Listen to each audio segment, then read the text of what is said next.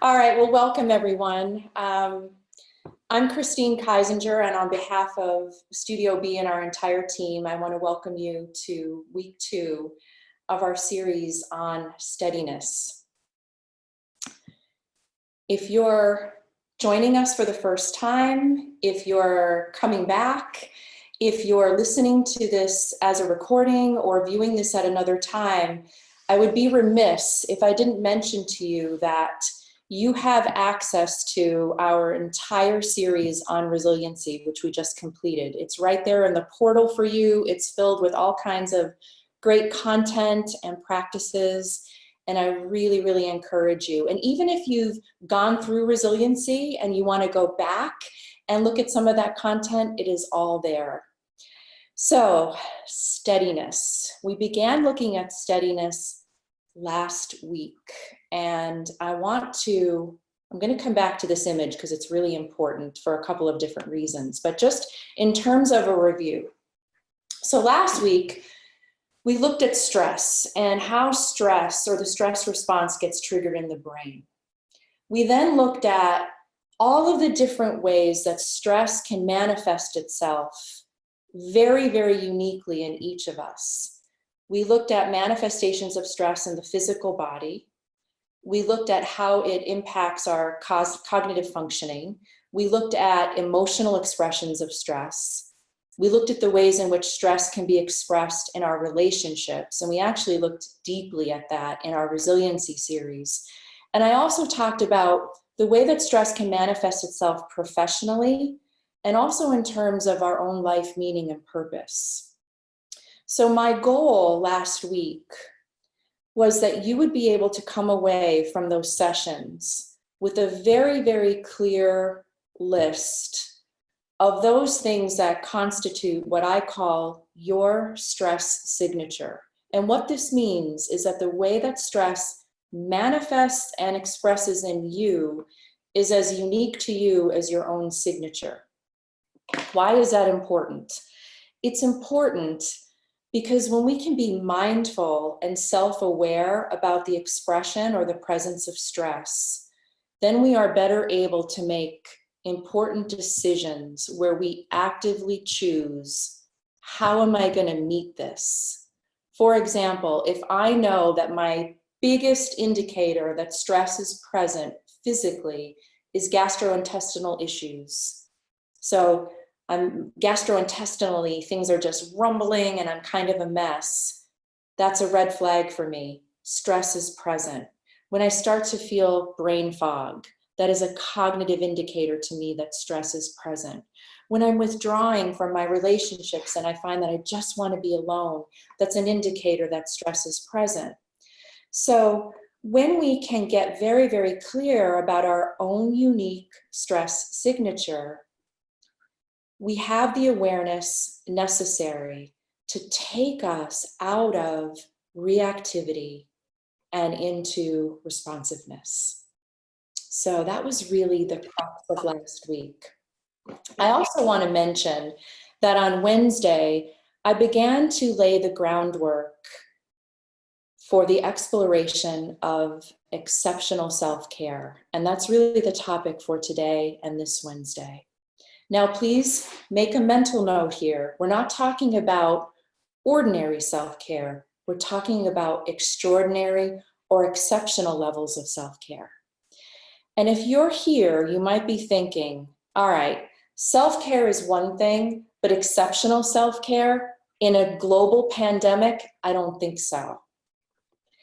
I invite you to welcome in this idea of exceptional self-care because you need it now more than ever. So how do we do that? And how do we go beyond looking at self-care as a monthly massage or a cup of hot tea at the end of the day or a vacation once per year, right? There's lots of different ways that we can talk about self-care, but let's look at self-care in the context and in the fullness of our whole life. So back to this image. This is actually a photograph that our CEO and founder, Jennifer Saramboli, took this weekend. And I stole it from Facebook, and I'm featuring it here because it is so appropriate to the model of self-care that I'm introducing.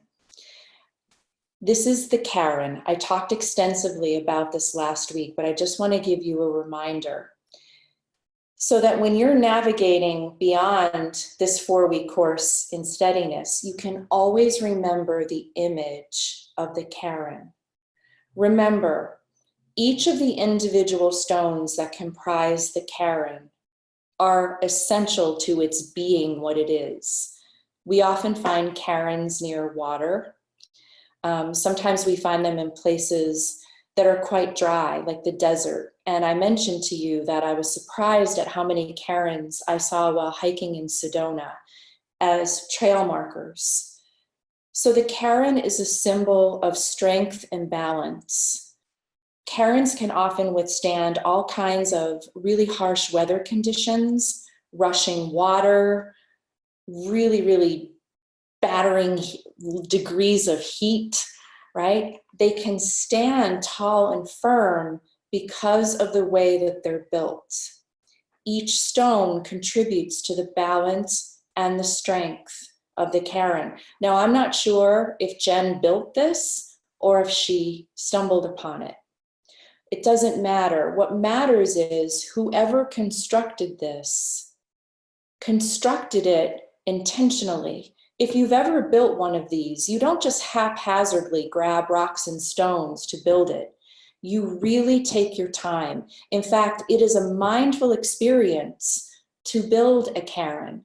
And if you've not built one before, I encourage you to do so because you really, really sort of dive deep into what it takes, not just for this structure to stay strong and stable, but what it takes for you to stay strong and stable. Always remembering that the bottom stone, the foundational stone, is the most important stone. It's one of the reasons why when we're building Karens, we will spend most of our time choosing that stone. You know, sort of asking yourself, what is the foundation upon which I want to build my life or rebuild my life? What is the foundation upon which I want to build my relationship, my relationships with other, that I want to build this business, whatever it is? There's been a lot of talk recently as some of our restrictions are starting to get a little bit looser. There's been a lot of talk recently about this period of time coming to an end. And what did you do with this period of time? And how will it impact you moving forward? I remember that at the beginning of this journey, which was 8 or 9 weeks ago, I thought to myself, if you don't exit this experience unchanged, it might mean that you're deeply, deeply asleep in your own life. And that's how much urgency I myself felt about the kinds of changes that I wanted to make, and that this was an opportunity to kind of wipe the slate clean and begin again. But now as we're sort of more firmly entrenched in a new pattern and a new routine, that kind of urgency and that kind of commitment to making change might be sort of waning.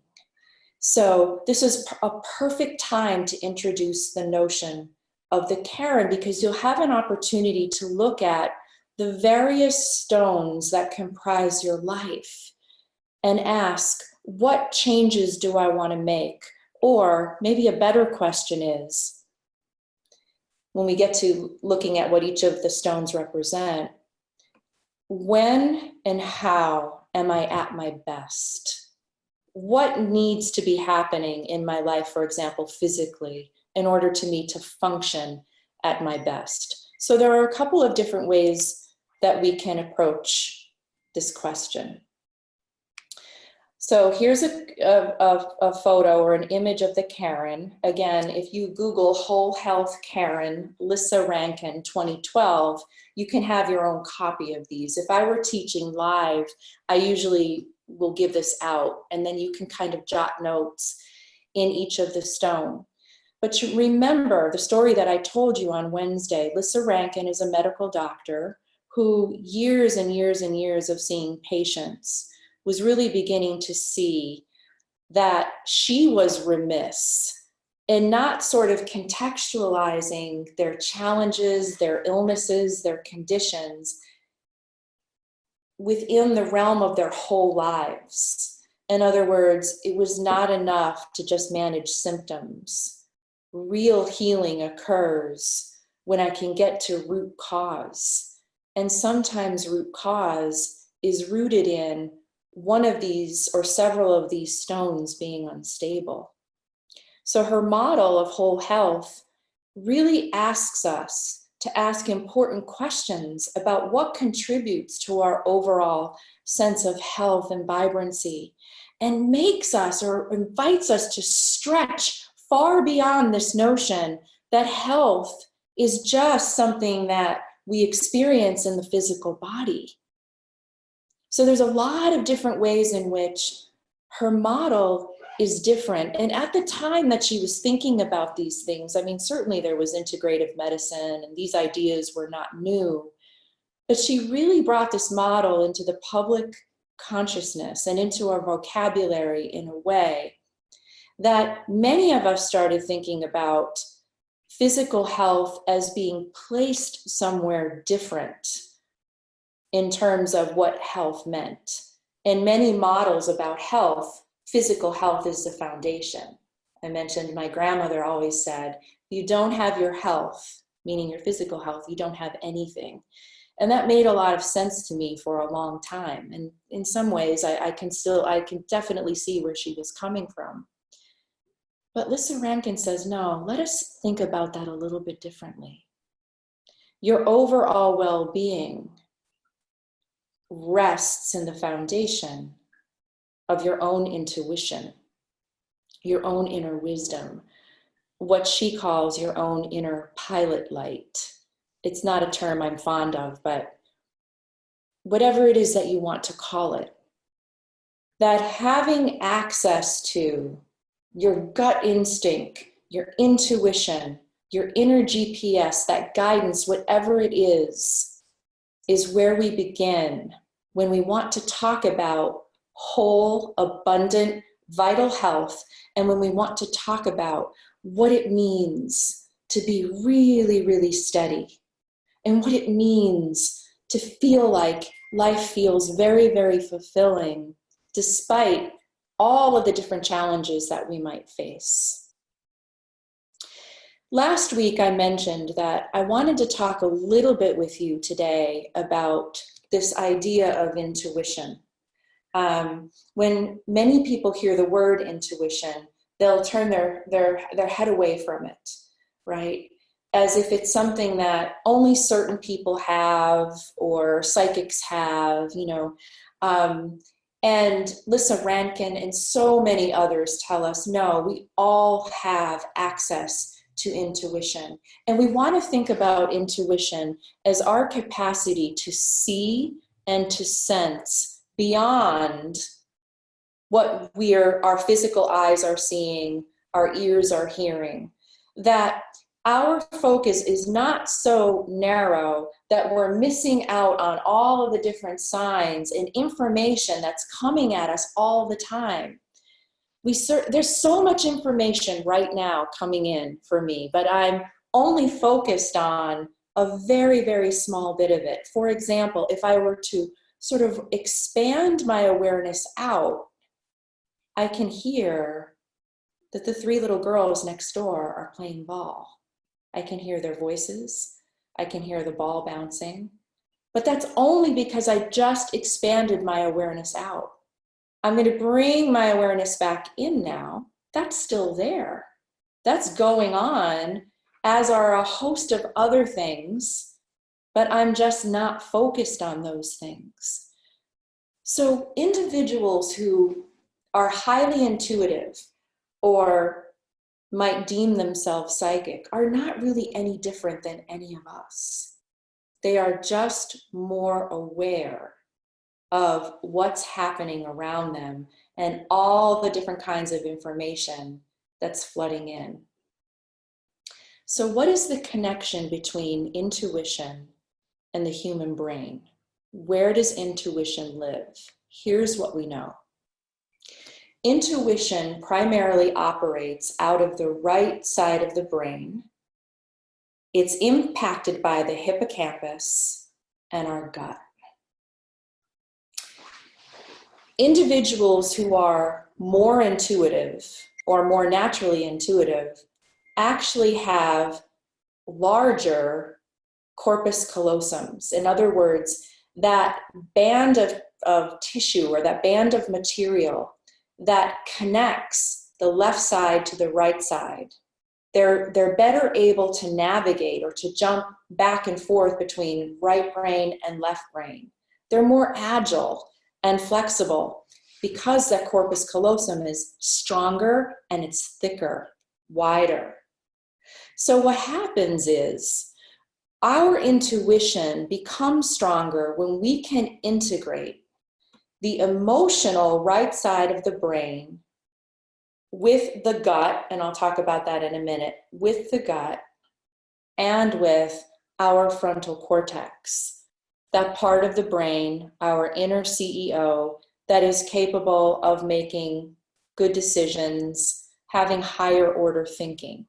So imagine what would happen if emotion, gut, and higher order thinking all came together.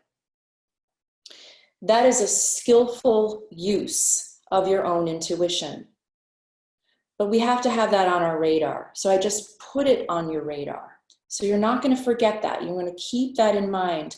How connected is my right brain to my gut to higher order thinking? It's sort of the magic formula when those three things come together. So the gut is full of neurotransmitters of its own. Some refer to it as the smaller brain, but there is a brain in our gut system. Neurotransmitters that are known as the enteric nervous system. The enteric nervous system. This is why you get a gut feeling.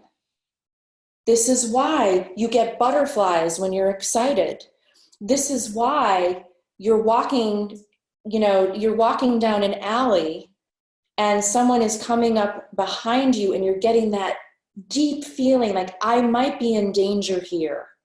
Or you're about to sign a lease or you're about to make a commitment and you get this overwhelming sensation from the gut that says, no, not now. No, this isn't right for you. You're in danger, whatever it is, or yes, this is right. It doesn't always have to be gut wrenching, but it's that we've all had this experience, that gut experience that tells us something. All you have to do is review your life, those moments in your life where you felt it and you didn't follow it. And then in retrospect, you're thinking, it was all there. The wisdom I needed was there. The gut and the brain are always in communication. We're just not aware of it. So we need to pay attention to our gut instinct. We need to pay attention to those gastrointestinal signs, that turbulence or that steadiness that might tell us that something is really right for us or something is really wrong for us, whatever it is. I remember a colleague of mine talking about intuition. When you're really, really in touch and you're really, really connected to right side thought, gut instinct, and that higher order thought of the higher brain, that you can be confronted with a choice that you have to make or a decision you have to make. And you can say simply, is it a yes or is it a no? And the more you practice that, just practice that with really simple things. You're at the grocery store, cashew milk or almond milk. And I'm looking at the cashew milk. And maybe I've never had it before. Is it a yes or is it a no? What arises?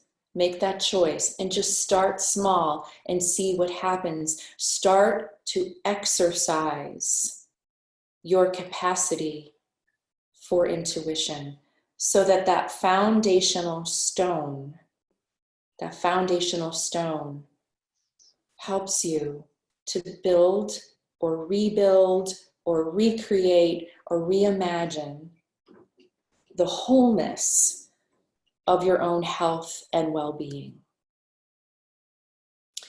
The hippocampus is that part of the brain that is responsible for memory, emotion, motivation, and learning. Intuition is a form of learning. We just don't acknowledge it as such. Intuition is a way of knowing. So intuition really is relationship. It is a relationship between the gut, the heart, the right and the left brain, and my ability to be agile and flexible in moving between both sides.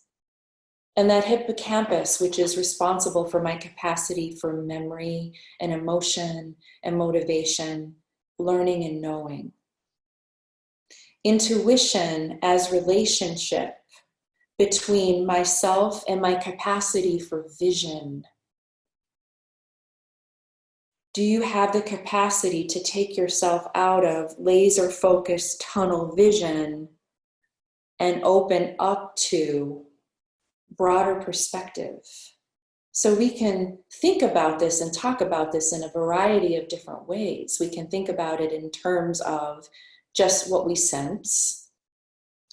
And I will tell you what we know for sure is that the survival instinct in all of us, that primitive part of the brain, when the stress response is activated, we go into tunnel vision because we need to act decisively. When the brain is more relaxed, we know that our capacity for broader vision is there. So what would it mean and how would it feel to be in an emergency state, but to have the tools that are necessary to self-calm so that you can also see the bigger picture and maybe call upon resources that otherwise would not have been available to you because your vision was so tunneled. And we can think about this in terms of our physical emergencies, emotional emergencies, relational emergencies, professional emergencies, health emergencies. All right, so the broader my vision, the more information I'm able to take in. The broader my vision, when I'm in interaction with you and I'm very present, the more signs I'm able to derive about what you really need, what you really want, what you're really saying. So that broadened vision is part of involving all of our senses in the act of human interaction. So there's a lot of different ways that we can think about this notion of vision. What is your relationship to the wisdom of your five senses? My dog Stella, 7 years old, she's 7 years old, Great Pyrenees, beautiful, beautiful being, is diabetic, and she is very, very rapidly losing her vision. And I'm noticing how in the loss of her vision, she's learning how to see in different ways, that she's using her paws differently, that her capacity for hearing, which in animals is already incredibly acute, is becoming even more acute. That there are these different ways that she's beginning to navigate through the house, through the outdoors, as her vision starts to diminish.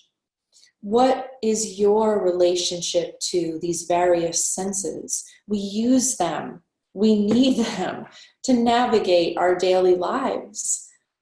But how mindful are we that they exist? how mindful are we that we need them? I think it's interesting that one of the key symptoms of the COVID virus for many people, almost in a lot of narratives about COVID, before they started experiencing any of the respiratory symptoms, was I lost my sense of smell and I lost my sense of taste. How aware are we that we're smelling all the time, that we're tasting all the time? We're very aware when those senses diminish or we lose them altogether. But our five senses are really, really important sources of information. And if we can become very aware of how they function and how they help us, and just very aware that we're using them all the time, they then can become allies in helping us to really develop a strong sense of intuition, which again is all about actively, proactively creating that fundamental stone. So, to that end, I want to take you through our practice today, which is known as the five senses meditation. It's known as a lot of different things in mindfulness, in the mindfulness world.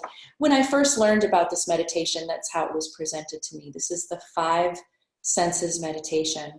If you're new to mindfulness meditation, this is an incredible practice. And what's great about it is that you can call upon it so that you can begin to strengthen your relationship to each of your senses.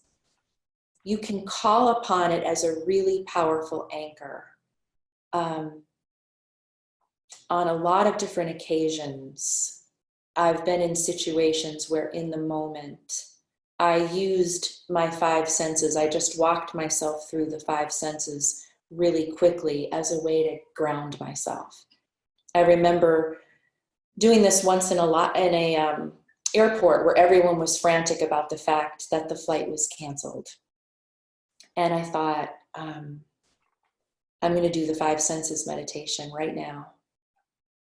And because I needed to collect myself, I was very caught up in the panicked energy. So you can use this as a micro practice. You can use this as a longer practice. If you're just starting out in your meditation practice, you can simply use this 5-stage meditation as a wonderful, wonderful practice to lean into. So I want to guide you through it. We'll come through it together, and I think you'll be able to really sense the value of it as we move through it. What's interesting about the five senses meditation is that we begin this meditation with our eyes open. So I'd like you to take a seat, or if you'd like to, you're always invited to find yourself in a restful position on your back. It's completely up to you. If you are sitting, I'd just like for you to ground your feet into the floor and maybe just set your hands on top of your thighs. And remember, to begin, the eyes are open. Yeah, those red ones here, like these speakers, so I want to see them like these. Good. Now, your eyes are open, but I want you to keep your gaze soft. As you ever so gently, just begin to look around the room you're in. And just allow your gaze to just touch upon various things in the room.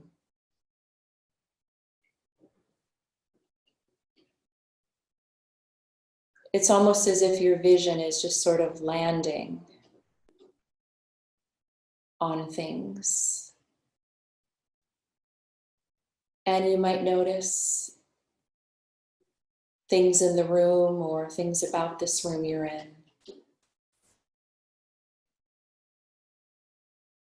that you never noticed before.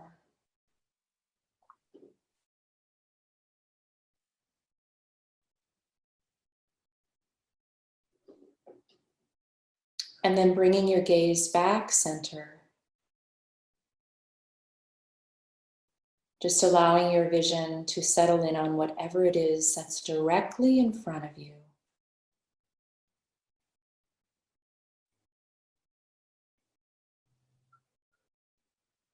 And then very gently, close your eyes.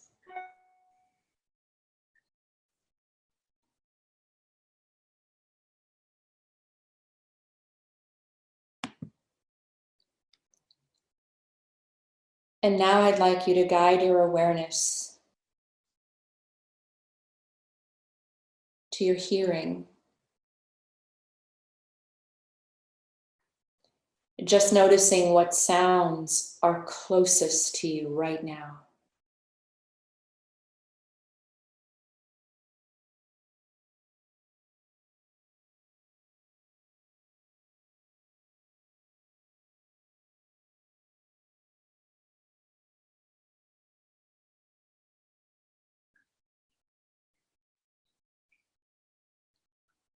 And as if you could stretch your own hearing, notice what sounds you hear that are further away.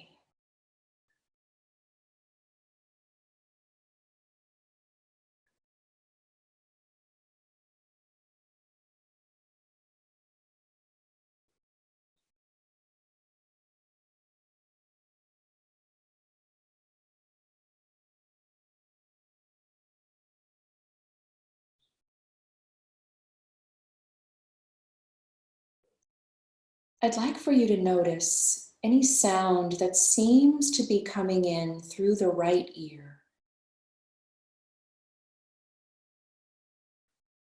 or closest to the right ear.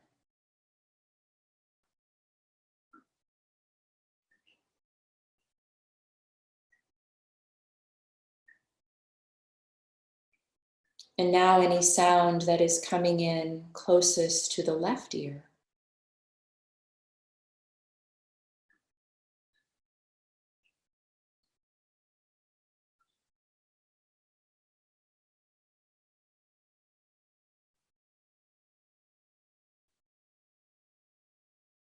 And then back to center both ears.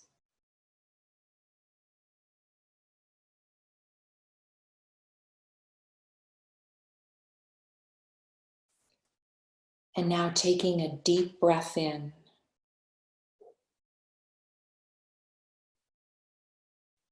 Noticing what you smell.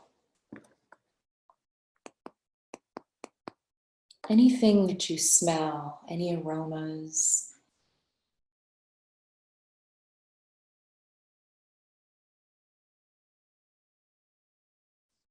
And with each inhalation, just notice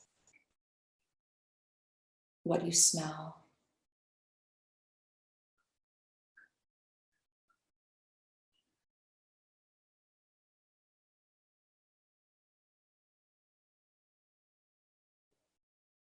And now just taking the tongue and rolling it over the teeth, swallowing, and notice what you taste.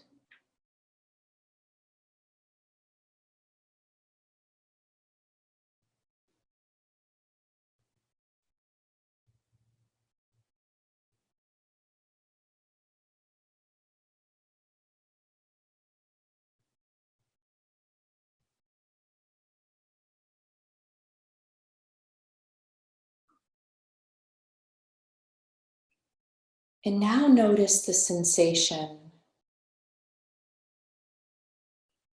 of the fabric that rests against your skin.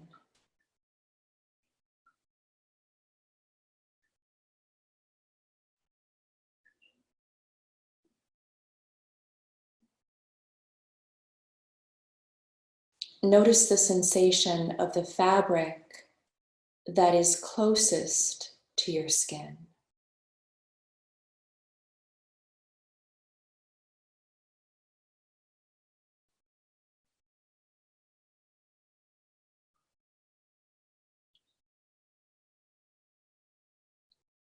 Perhaps notice the sensation of your socks or shoes.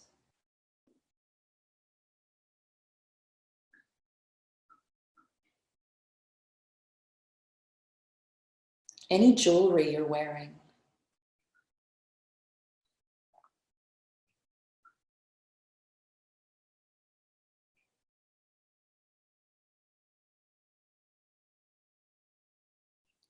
And finally, noticing the sensation of the weight of your own hands resting on your thighs.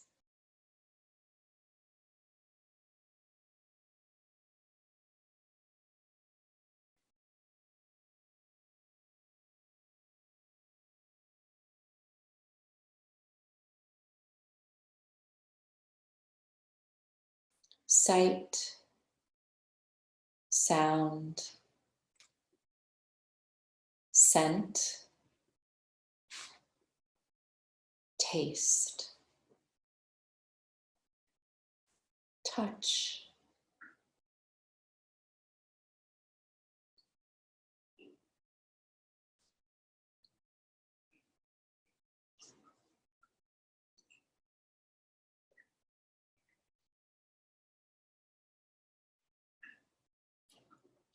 Which of your senses is strongest?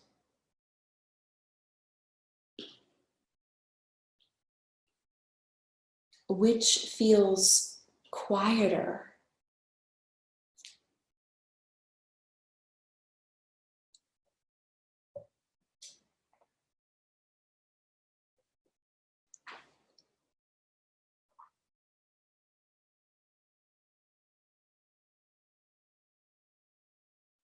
Very gently guide your awareness back to your own breath, just as it is.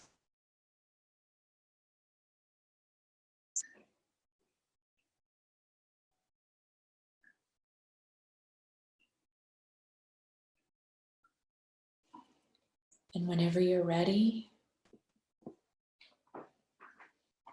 open your eyes.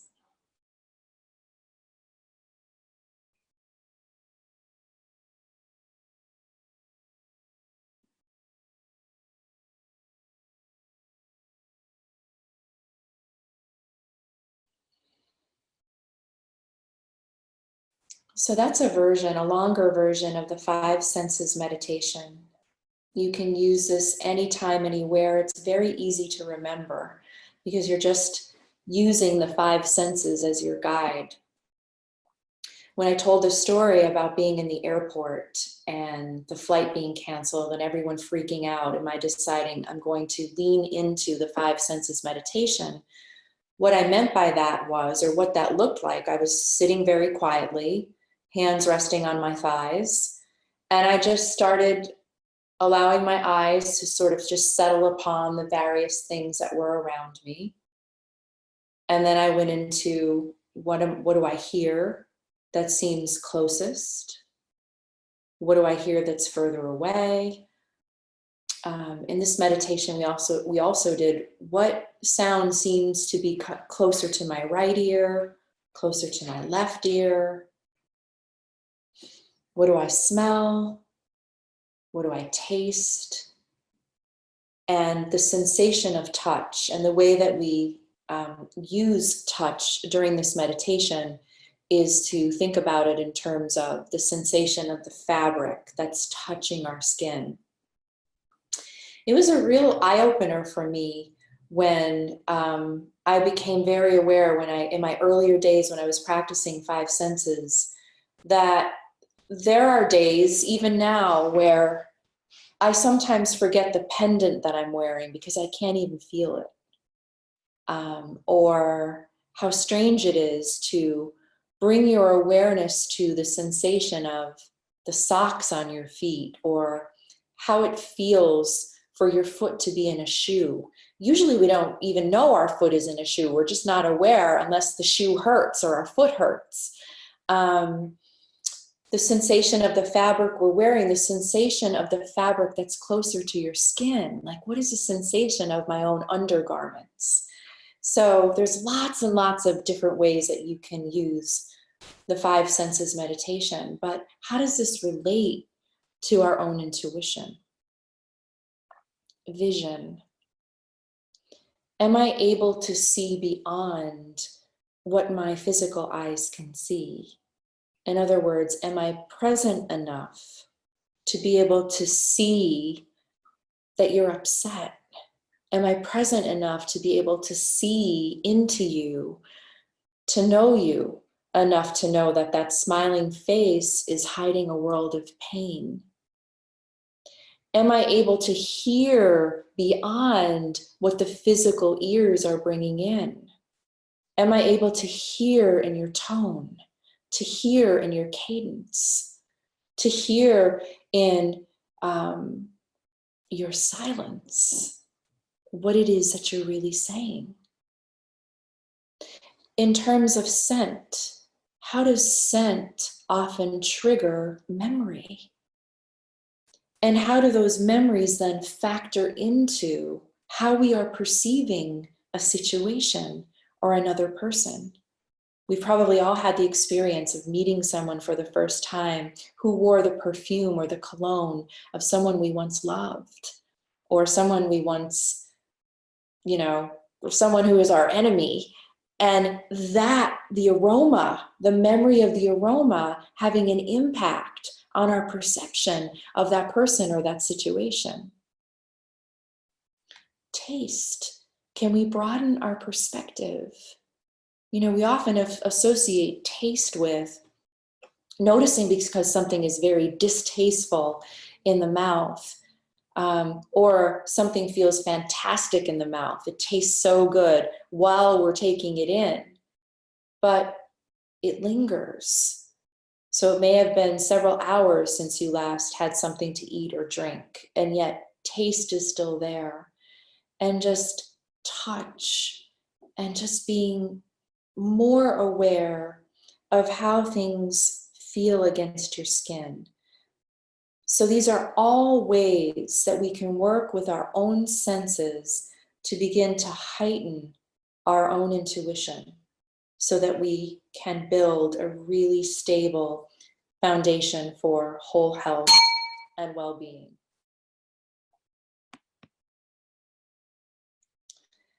So just a couple of things, that you can do if you'd like to have better access to your own intuition or build its own strength, is intend to do so.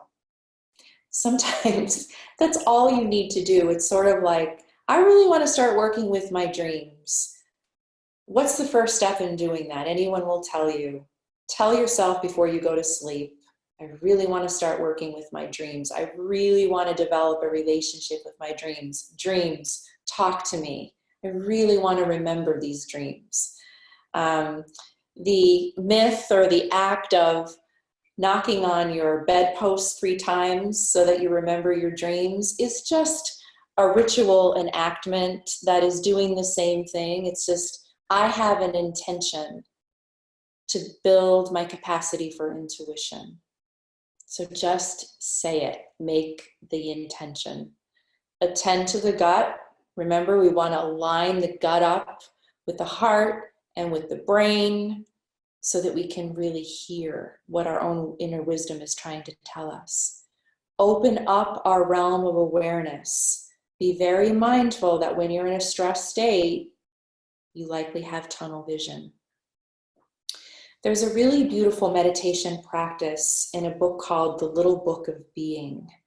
I was actually introduced to this practice in what is called natural awareness only about 2 years ago, and I found it mind-blowing. And I just want to sort of give you instructions for it, and I would like for you to try it. In natural awareness practice, which is a mindfulness practice, we sit quietly and we keep our eyes open. And you sort of direct your gaze. This is really great to do if you're outside or if you're looking outside. You direct your gaze in a pretty focused way outward and just allow it to sort of land wherever it lands. And then you invite your gaze to stretch a little bit forward and then a little bit more. And then you invite your gaze to stretch as far as your human eyes can see. And then you sort of invite your gaze to open up, so you're starting to include in your vision things that are around you. I was suspicious of this practice when I first heard about it, and then I went through the guided experience of it, and it was powerful the first time. I loved it. And I loved the degree of calm that it granted. And the reason I was suspicious of it is because I don't have a lot of practice in eyes open meditation.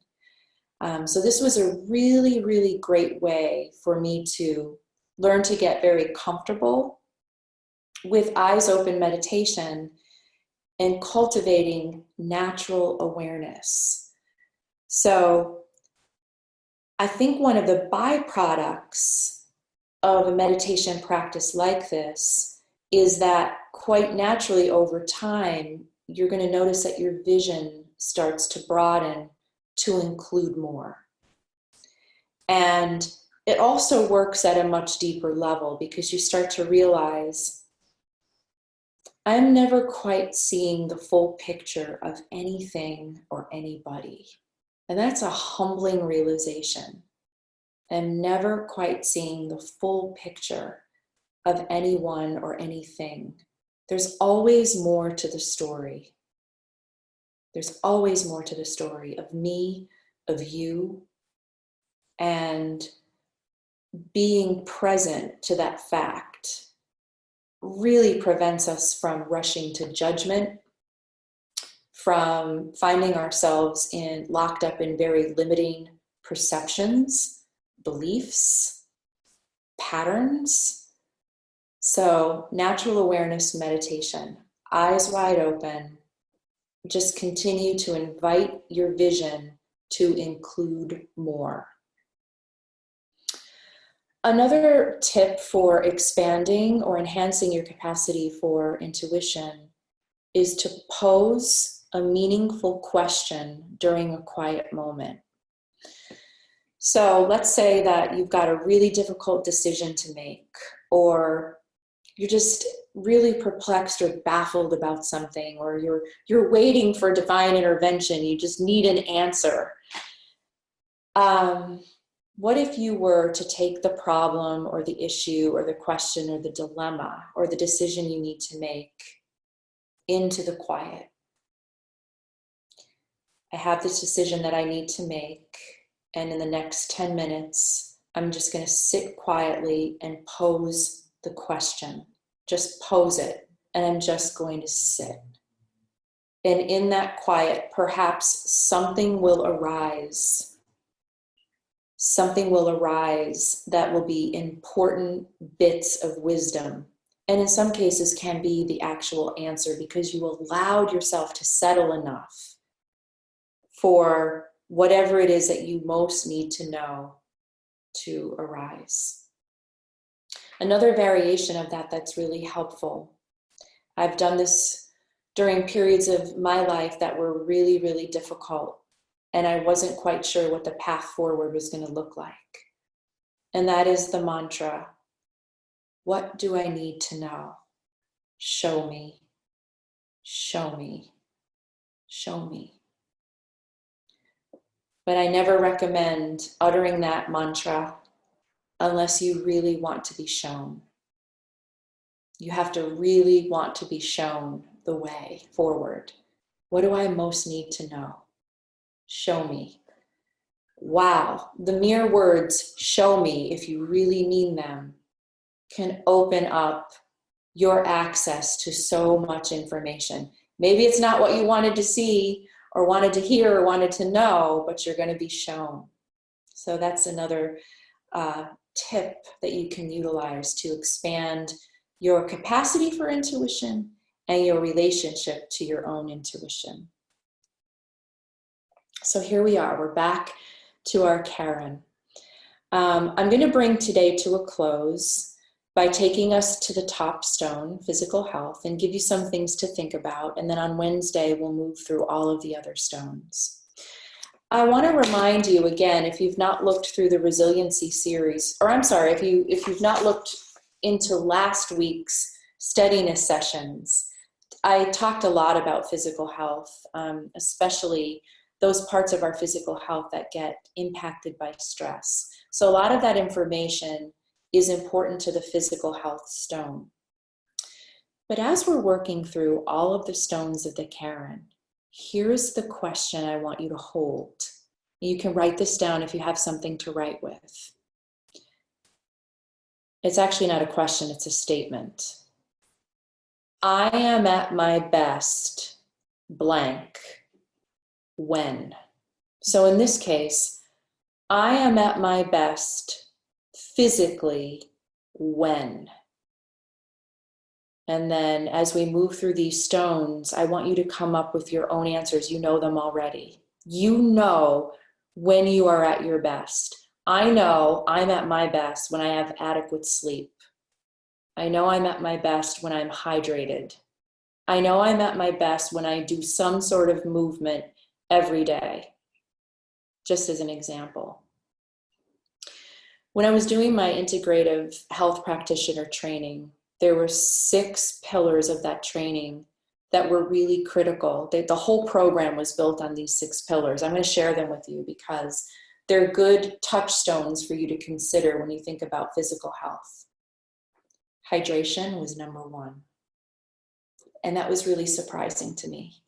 Hydration was number 1. Being physically hydrated, not just because of the meaning and the importance of hydration for the physical body, but the importance of hydration for the brain and for the functioning and the sharpness of our cognitive abilities. I want you to think about nourishment, the food you eat, the quality of food you eat, what you are ingesting, and how it takes from or enhances your physical health. What movement feels best for you? Always remembering that how you feel best physically right now, especially over the course of the last 6 or 8 weeks, might be different from your needs 3 months ago. I know physically, it really matters to me that I move every day, but that my movement is more gentle than it was 3 months ago. Sleep. How much sleep do you need to function optimally? Breath. How do you need to breathe in a way that allows you to function at an optimal level?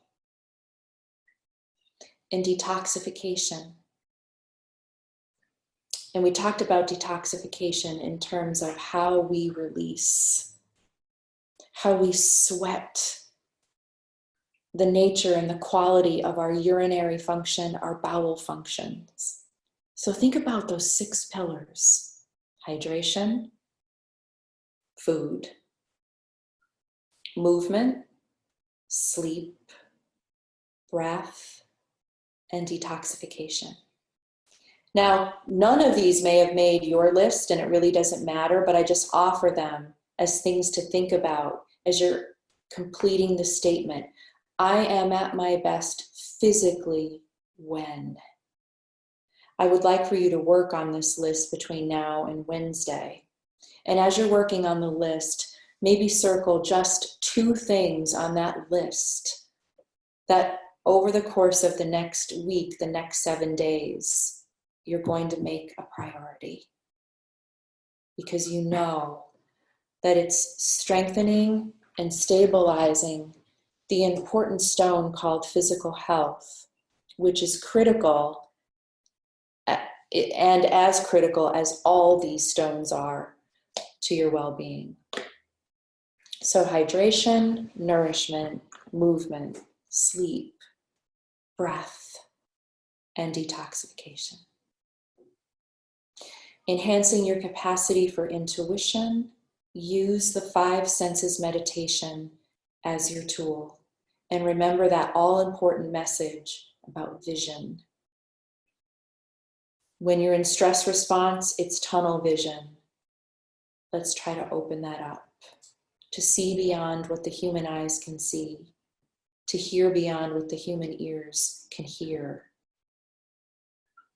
And attempts at that bring you into present moment living. So I'm going to bring us to a close. Thank you for coming today. I'll see you Wednesday. We're going to move through the rest of this Karen, which is going to set us up really nicely for next week's topic, which is what triggers you and why. And that model is a real game changer. It creates so much self-awareness, and it really, really helps you to deal in a very responsive manner to people around you, because you're going to be able to read them and have a really keen sense of what causes them to come undone. So have a great rest of your day, and I'll see you Wednesday. Thank you.